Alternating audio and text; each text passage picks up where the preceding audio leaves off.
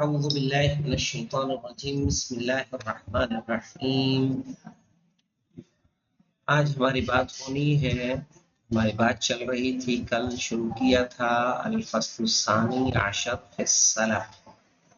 سلف ہم نے بتایا تھا کہتے کس کو ہے کہ پہلے قیمت ادا کر دے اور سامان بعد میں لے، یعنی مہینے بھر بعد اور ہفتے بھر بعد جیسا بھی ہو۔ کہہ رہے ہیں اب اس معاملے میں کہ وَيَجُوزُ اشْتِرَاطُ مَا هُوَ سَائِغٌ، صحیح ہے کہ جائز ہے شرط لگانا ان چیزوں کی جو سائغ ہیں، یعنی جائز ہے۔ سائغ یعنی جائز۔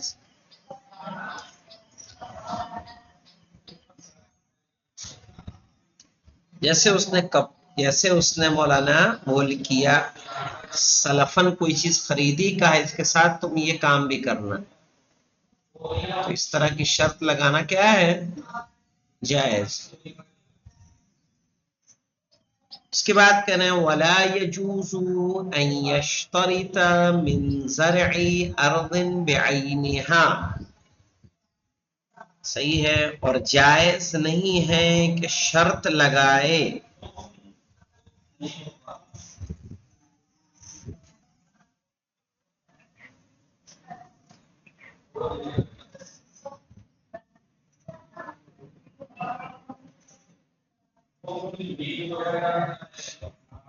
جیسے مثال کے طور پر من زرع ارض بعینها، اسی زمین میں جس سے وہ خرید رہا ہے۔ سمجھ لیجیے کیسے مولانا، مثال کے طور پر ایک زمین کے گیہوں آپ خرید رہے ہیں، ٹھیک ہے نا، اس کے لیے آپ نے ایڈوانس پیسہ دیا، سامنے والا شرط یہ لگا دے کہ آپ ہی اس زمین کو کیا کرو، وہ جوتو اور وہ، اور وہی پھل تمہیں پھر بیچے وہ، کہا یہ شرط کیا ہوگی؟ جائز نہیں، اسی لیے کہا وَلَا يَجُوزُ أَن يَشْتَرِطَ، جائز نہیں کہ شرط لگائے، صحیح ہے۔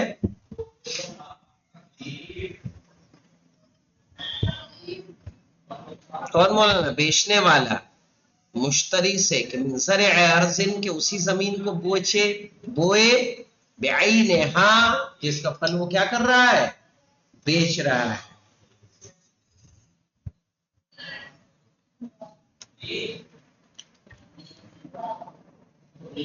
او غسل امرأة بعینہا، ہاں مولانا،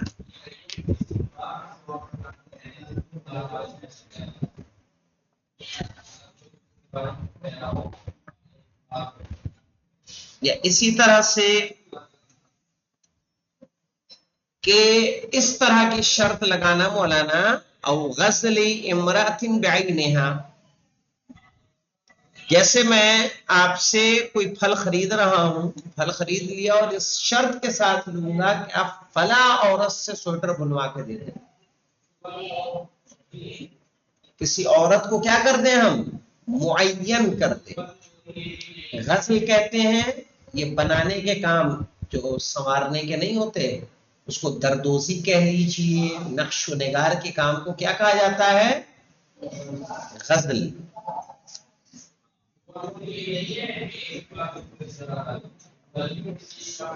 او غزل امرأة بعینہا، چونکہ آپ نے معین کر دیا نا، ایک تو ہے کپڑا بنوا کے دے دیجئے گا، نہیں کہا فلاں عورت کے ہاتھ کا، یہ شرط صحیح۔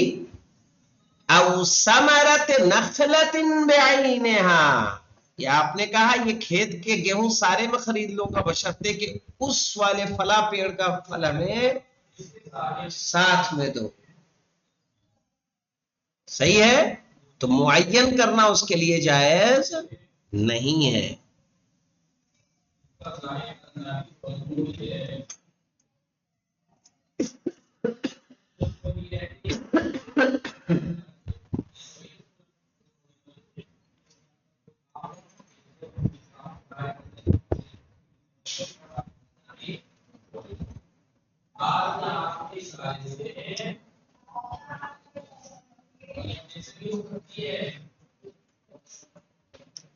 अब देखिए मौलाना,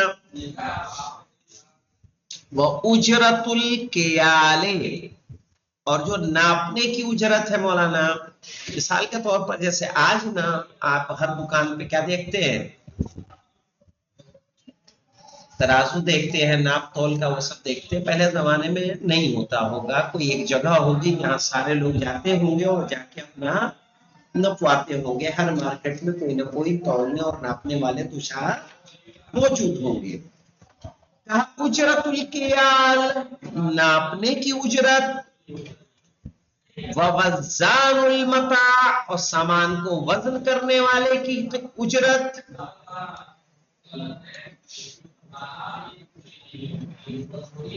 वबायउल अम्तिअती, और सामान को बेचने वाले की उजरत। अब ये बेचता कौन है मौलाना? हर मार्केट में दलाल मिलेंगे आपको। क्या मिलेंगे? दलाल, एजेंट, आज जिनको आज के जमाने में बोलते हैं।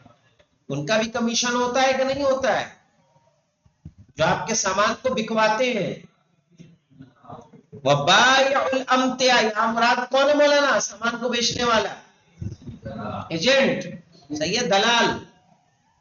इन सब की उजरत कौन देगा? खरीदने वाला का नहीं, अलल बाय, कौन देगा? बेचने वाला देगा। आ रहा है समझ में? व उजरतुन नाकिद, कौन होता है मौलाना उजरतुन नाकिद? नाकिद कहते हैं मौलाना हिसाब करने वाले को। सही है, नाकिद कहते हैं। जैसे दिरहम दिनार जैसे पहले चलते थे तो उसको चेक करने वाले होते थे। सही है कि असली है कि नहीं है? कभी ऐसा तो नहीं अंदर लोहा भर के और क्या कर दिया, ऊपर से सोना और चांदी कर दिया हो, है कि नहीं? वो उजरतुन नाकिद व वज़ानुस समन, और कीमत को तोलने वाला मौलाना। यानी देखिए, दिरहम दिनार जैसे आज रुपए पैसे के सिक्के हैं वैसे नहीं, बल्कि बाकायदा उनका वजन होता था मौलाना। चूंकि हर सिक्के का वजन क्या था? मुअय्यन, कि इसमें इतना वजन होना चाहिए। तो एक तो उसको चेक करने वाला, एक उसका वजन करने वाला। तो कीमत को चेकिंग की उजरत और कीमत को वजन करने वाले की उजरत। व मुश्तरिल अम्तिआ, यानी वो दलाल के जो खरीद रहा है सामान को, इन सब की उजरत कौन देगा? अलल मुश्तरी, किसके ऊपर है? मुश्तरी के ऊपर है। सामान ले रहा है, एक दलाल सामान बेच रहा है, दूसरा क्या कर रहा है?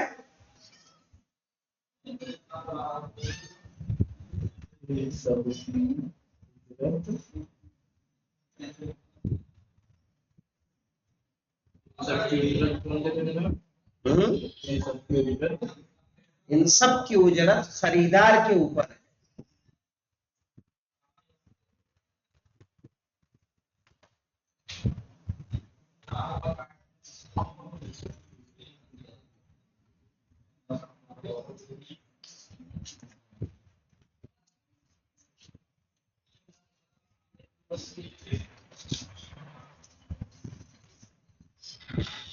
वलौ तबर्रअल वासिततु फला उजरता, वलौ तबर्रअल वासिता से मुराद कौन है मौलाना? यानी वो दलाल जो क्या कर रहा है, सामान को बिकवा रहा है, या वो दलाल जो क्या कर रहा है, खरीद रहा है।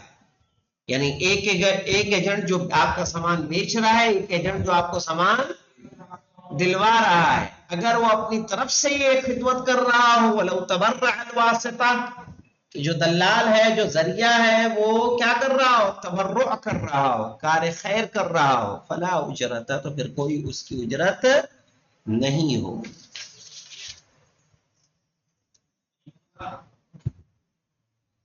اب آ جائیے ولا ضمانا علی الدلال فی الجودۃ ولا التلف فی یدہ اذا لم یفرط. ہاں مولانا. ولا ضمان علی الدلال فی الجودہ، جودہ کہتے ہیں اچھائی کو مولانا، اچھی چیز ہونا، صحیح ہے، اس کو جودہ کہیں گے. یعنی کہ اگر دلال نے سامان کو بیچا خریدنے والے کو، دلال نے سامان بیچا ایک کسی خریدار کو، پھر پتا چلا کہ سامان اچھا نہیں ہے، خراب ہے، تو خریدار جو ہے وہ دلال کو ضامن نہیں ٹھہرائے گا، بلکہ خریدار اس کی طرف جائے گا جس نے دلال کو سامان دیا تھا، اور وہی ضامن ہوگا جس نے دلال کو سامان دیا تھا، نہ کہ دلال ضامن ہوگا، کیونکہ دلال کا کام سامان کا صرف اور صرف بکوانا ہے. صحیح ہے. تو کہہ رہے ہیں ولا ضمان، وہ ضامن نہیں ہے علی الدلال، دلال پر، فی الجودۃ، اس کے اچھے ہونے میں. اب اس کے بعد کیا کہہ رہے ہیں مولانا؟ اس کے بعد کہہ رہے ہیں ولا، اور تب بھی ضامن نہیں ہے. کب؟ التلف فی یدہ اذا لم یفرط، یعنی اگر اس کی طرف سے کوئی تقصیر نہ ہو، مثلا دلال کو سامان دیا گیا کہ وہ بیچے، ٹھیک ہے، اور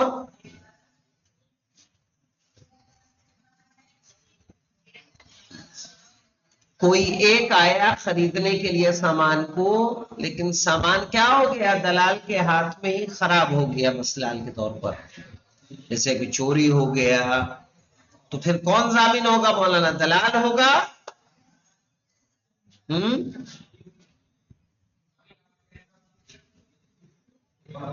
نہ، دلال ضامن نہیں ہوگا.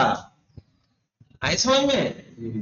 کیوں مولانا؟ شرط لگا دیں اذا لم یفرط، یعنی جب اس کی طرف سے کوئی تقصیر نہ ہو. بیچنے لے گیا لیکن چوری ہو گیا، اس کی طرف سے کوئی لاپرواہی نہیں تھی، تب بھی وہ ضامن نہیں ہے. والقول قوله فی التفریط. ہاں مولانا، کیا مطلب ہے اس کا؟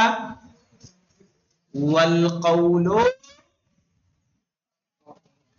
قوله فی التفریط، کہ اگر مال برباد ہو جائے دلال کے ہاتھ میں، اور مال کا مالک دلال سے یہ کہے کہ تم نے کمی کی حفاظت، مال کی حفاظت میں، جس کی وجہ سے برباد ہوا، اور دلال کہے کہ میں نے کوئی کمی نہیں کی حفاظت میں،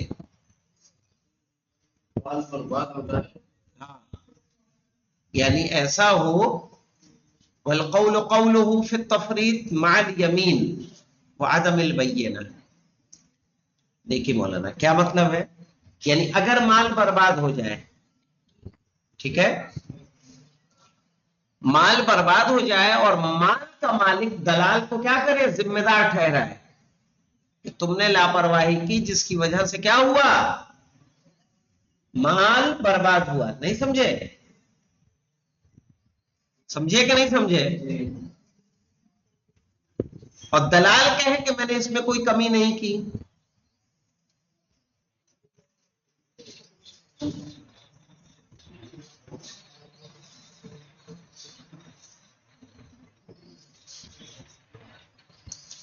تو القول قوله فی التفریط، تو جب کمی کی بات کی جا رہی ہے تو پھر قول دلال کا قول مانا جائے گا مع الیمین. کس کے ساتھ؟ قسم کے ساتھ.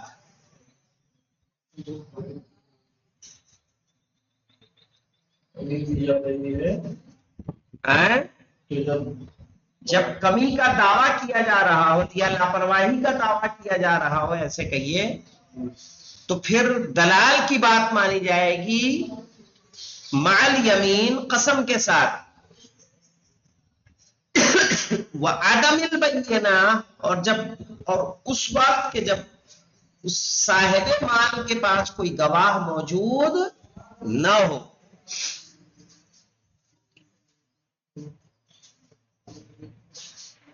یعنی جو مال کا مالک ہے اس کے پاس کوئی گواہ موجود نہیں ہے.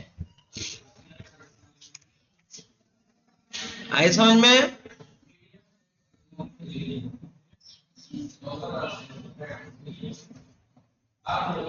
لیکن اب مولانا اب مسئلہ آ رہا ہے کہ دلال کو مال دیا مالک نے، اور دلال کی لاپرواہی کی وجہ سے مال کیا ہو گیا؟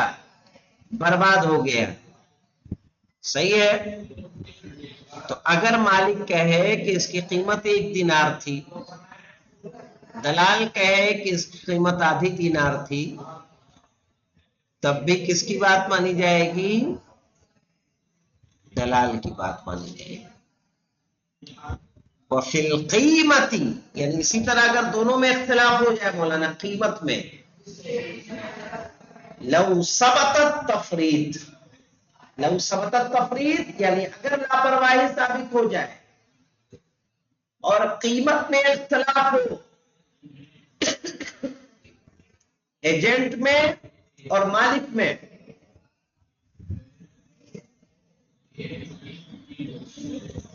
تو کہا تب بھی دلال کی بات مانی جائے گی.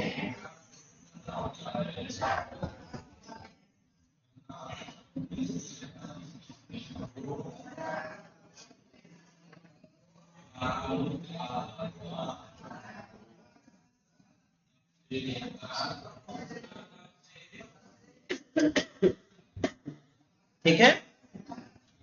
وہ فی القیمہ یعنی جب دونوں میں اختلاف ہو، کس میں؟ قیمت میں. صحیح ہے. لو ثبتت تفرید، جب کیا ہو جائے؟ لاپرواہی ثابت ہو جائے، تب بھی بات کس کی مانی جائے گی؟ دلال کی. وہ کہے 1 دینار اس کی قیمت ہے، یعنی کہے 10,000 کا مال تھا، وہ کہے کہ نہیں 8,000 کا تھا، 8,000 دیے جائیں گے اس کو، وہی مانا جائے گا. انشاءاللہ الفصل الثالث عشر فی الشفعہ، انشاءاللہ کل پڑھیں گے. وہ یہ آخری ہے نا؟ جی. الحمدللہ رب العالمین.